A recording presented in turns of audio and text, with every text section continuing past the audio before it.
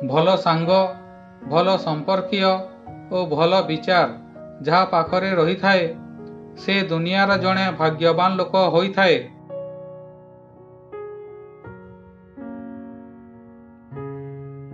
आखि केवल दृष्टि प्रदान करि थाए किंतु आमे केउठारी कौन देखि थाऊ ताहा आम मन उपरे निर्भर करे।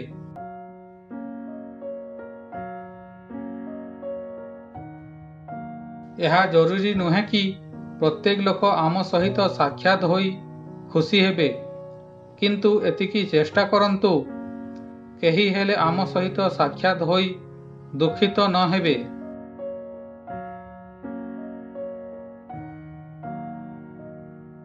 भगवान को जदि किछि मागुछ ताहेले भगवान को माग, काहेकि ना जदि भगवान तुम पाखरे थिबे ताहेले दुनिया तुमर हेबो।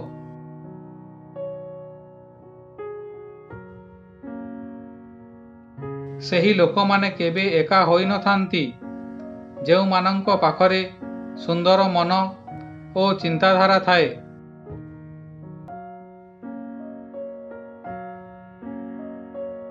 अधिकांश सेही लोक माने आमको अवहेला करि थांती जेउ लोक मानंकु आमे दरकार ठारू अधिक ध्यान देई थाऊ।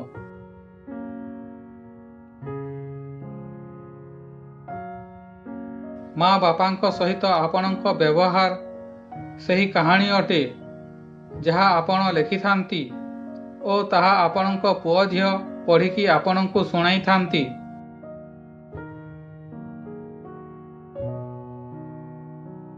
आजिर भिडियोटी किपरि लागिला कमेंट करंतु। भल लागिथिले लाइक शेयर करंतु। प्रथम थर देखुथिले सब्सक्राइब करी बेल घंटी को ऑल करंतु। पुणी देखायब आउ एक वीडियो सहित। धन्यवाद।